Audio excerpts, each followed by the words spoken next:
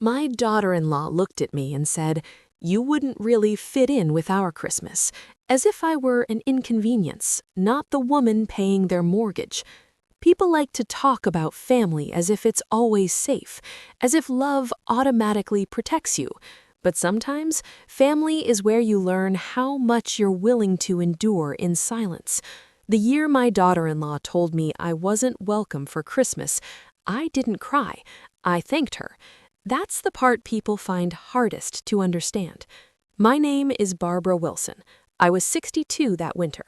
I had worked as a nurse for most of my adult life, the kind of nurse who knew where the extra blankets were kept, who noticed when a patient's breathing changed before the machines did. I lived in the same house on Maple Street for over 30 years, not because it was impressive, but because it was paid for, and because it held a lifetime. My husband, Robert, died on an ordinary Tuesday. No warning, no long goodbye. One moment he was complaining about the coffee at the hospital. The next moment I was standing in an emergency room, not as a nurse, but as a wife begging time to slow down. It didn't. When he died, people told me I was strong. What they really meant was, "You didn't fall apart where we could see it."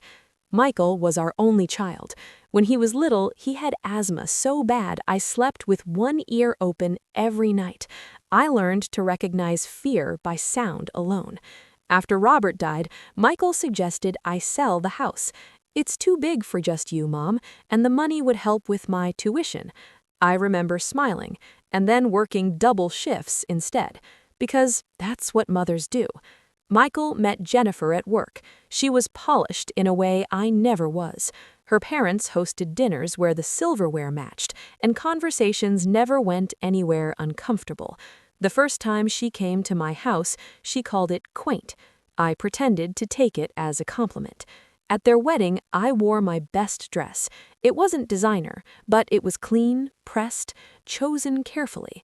I watched my son laugh with people who had never known him sick, never known him scared, never known him as the boy who used to sleep with the hallway light on.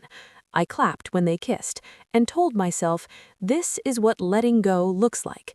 They bought a house in Lakeview Estates, 4 bedrooms, lake access, a mortgage that made my stomach tighten the first time I heard the number. When Michael called asking for help, I didn't ask questions. I never did. I transferred the money, once, then again, then every month, quietly. For 3 years, I paid their mortgage, not because I was rich, but because I was tired of being afraid something would happen to my son. I said no one. I skipped lunches, ignored repairs, worked nights that left my hands shaking by morning. Jennifer bought new furniture. I bought soup in bulk. One evening, I overheard Jennifer on the phone. "I know, Mom, it's exhausting having to include her, but Michael feels obligated. At least she helps financially." She didn't know I was standing there. I didn't interrupt. I just went home. That was the night something inside me shifted. Not anger, recognition. Pneumonia doesn't ask permission. It arrives when you've ignored too many warnings. The doctor told me to stop. I thought of the mortgage payment due in 2 weeks, and for the first time in my life, I wondered what would happen if I didn't fix everything. When I told Jennifer I couldn't send the payment, there was no concern in her voice, only calculation. "So you're not sending it?" I remember gripping the phone. "No, I'm sick." She sighed. "We're counting on that money, Barbara." Michael came over days later, angry, defensive, and then he said the sentence that changed everything. "Jenny's parents are hosting Christmas this year. It's mostly their crowd. You wouldn't really fit in." I nodded, and inside, something finally went quiet.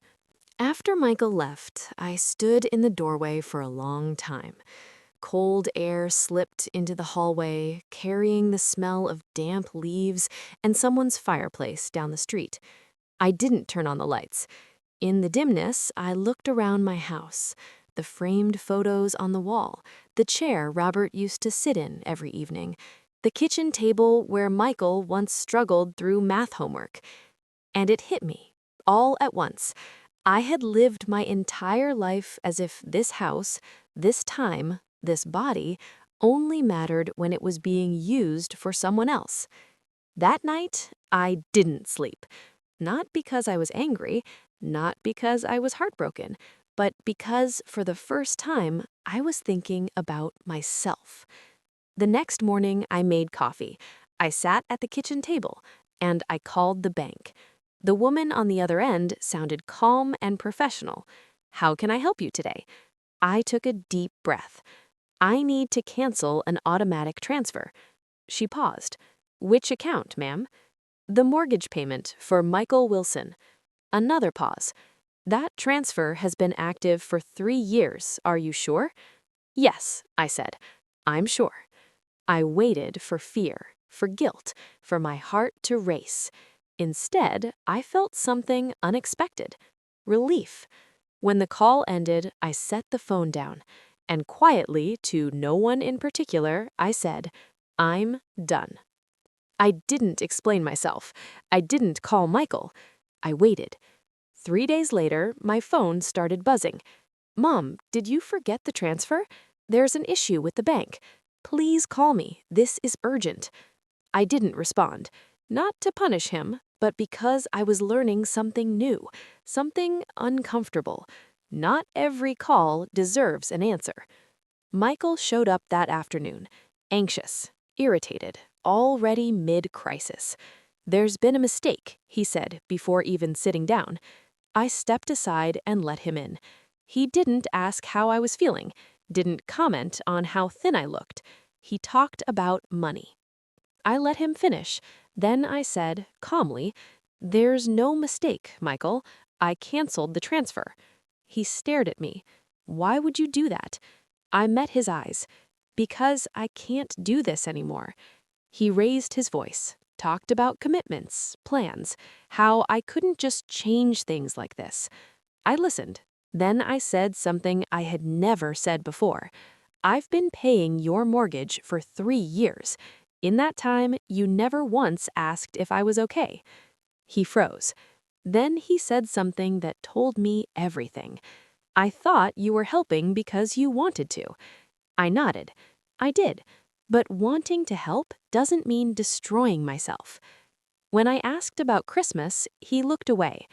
"Jennifer's parents are hosting." Then, as if reading from a script, "It's just a different crowd." I smiled. "I hope you have a lovely Christmas." He watched me, waiting, for tears, for guilt, for an argument. But none came. When the door closed behind him, I sat down, and for the first time, I didn't feel abandoned.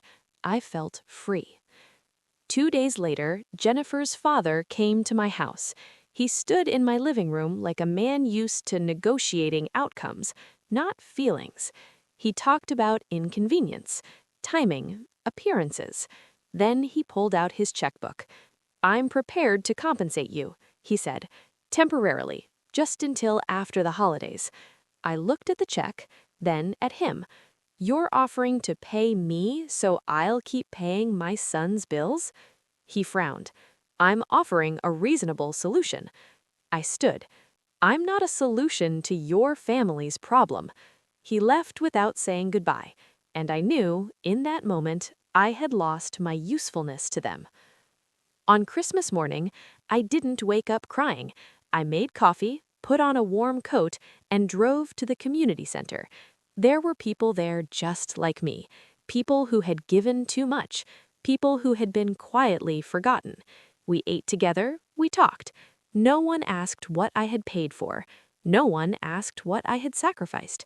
They only asked, "Would you like more tea?" Without my money, Michael had to face reality.